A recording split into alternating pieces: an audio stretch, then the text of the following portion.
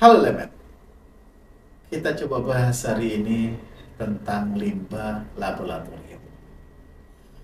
Limbah laboratorium ini kita bisa klasifikasikan menjadi 4 bagian. Yang pertama, limbah gas. Gas yang bersifat asam yaitu dari asam klorida, asam sulfat, asam nitrat. Gas yang bersifat basa dari sodium hidroksida atau kalium hidroksida. Dan gas yang bersifat organik, kloroform, metana, dan lain sebagainya. Semua limbah gas ini bisa dikendalikan di laboratorium ketika laboratorium ini memiliki fume hood atau lemari asam. Yang kedua adalah limbah cair. Limbah cair laboratorium ini dari air cucian dan sisa sampel uji di atas baku mutu. Karena itu lab harus memiliki IPAL. IPAL ini harus dikelola dengan cukup baik. Yang ketiga adalah limbah cair. Limbah cair ini sisa pereaksi atau sisa bahan kimia yang kadaluarsa, bekas deret larutan kerja, 2-3 kali pencucian sisa deret larutan kerja dan bahan kimia kadaluarsa. Ketika kita memiliki limbah cair ini, lab harus memiliki tempat penyimpanan. Nah, nanti kalau tempat penyimpanan ini penuh, maka dikirim ke pengelola limbah. Yang keempat adalah limbah padat.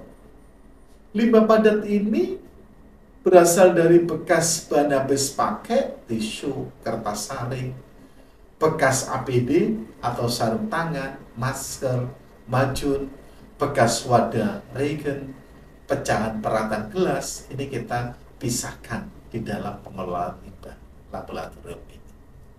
Dalam penyimpanan limbah B3 laboratorium, Permen LHK nomor 6 tahun 2021 tentang tata cara dan persyaratan pengelolaan limbah LB3, izin penyimpanan LB3 terintegrasi dengan persetujuan lingkungan ke dalam NIP atau dokumen AMDAL UKL UPL tergantung resiko dan pelaku usaha.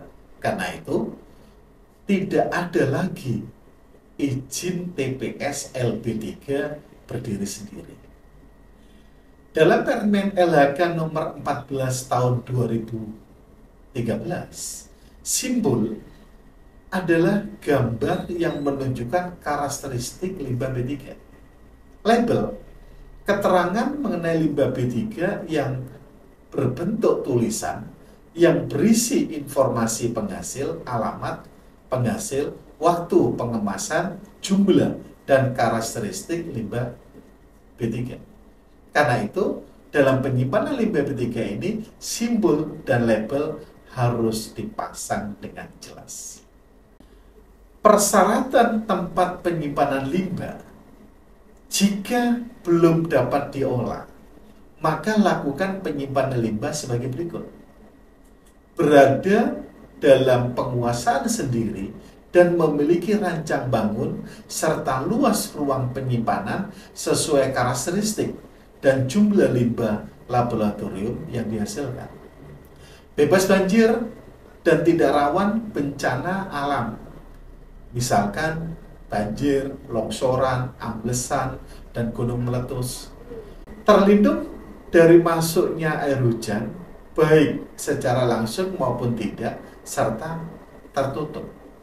Dibuat tanpa plafon, memiliki penerangan dan penghawaan yang memadai untuk mencegah terjadinya akumulasi gas, serta memasang kasa atau bahan lain untuk mencegah masuknya binatang ke dalam ruang penyimpanan, disertai pagar, pengaman, dan peralatan komunikasi.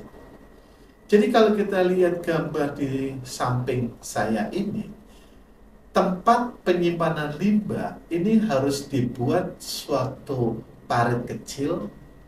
Ketika limbah lab ini tumpah, maka berada pada parit kecil atau selokan kecil. Nanti air limbah ini akan mengalir ke parit tersebut, tidak langsung ke sungai. Kita bisa lakukan pompa.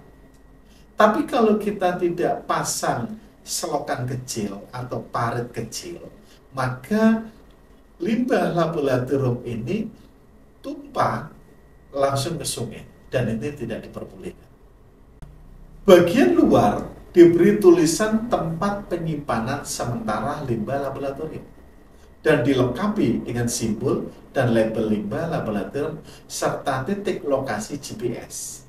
Lantai harus kedap air, tidak bergelombang, dibuat landai kurang dari 1% turun ke arah bak penampung.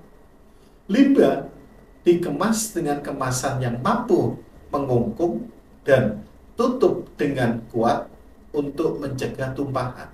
Kemasan tidak bocor, tidak berkarat, dan tidak rusak. Lengkapi P3K, emergency shower, APAR, alarm, dan penanganan tumpahan. Cara dan waktu penyimpanan limbah B3 wajib memenuhi ketentuan. 1. Menggunakan kemasan yang terbuat dari bahan logam atau plastik yang dapat mengemas limbah B3 sesuai dengan karakteristik limbah B3. 2. Mampu mengungkung limbah B3 untuk tetap berada dalam kemasan. 3. Memiliki penutup yang kuat untuk mencegah terjadinya tumpahan saat dilakukan penyimpanan, pemindahan, dan atau pengangkutan. 4. Berada dalam kondisi tidak bocor, tidak berkarat, dan tidak rusak. Wadah sesuai dengan karakteristik limbah B3. Adapun waktu penyimpanan limbah B3, A. 90 hari, lebih dari sama dengan 50 kg per hari limbah B3 kategori 1 dan 2. B. 180 hari kurang dari 50 kg per hari limbah B3 kategori 1. C. 365 hari kurang dari 50 kg per hari limbah B3 kategori 2 dari sumber tidak spesifik dan sumber spesifik umum. D. 365 hari tidak dibatasi limbah B3 kategori 2 dari sumber spesifik khusus. Limbah B3 kategori 1 merupakan limbah B3 yang berdampak akut dan langsung terhadap manusia dan dapat dipastikan akan berdampak negatif terhadap lingkungan hidup. Limbah B3 kategori 2 merupakan limbah B3 yang mengandung B3, memiliki efek tunda, dan berdampak tidak langsung terhadap manusia dan lingkungan hidup, serta memiliki toksisitas subkronis ataupun kronis. Demikian yang bisa kami sampaikan. Terima kasih.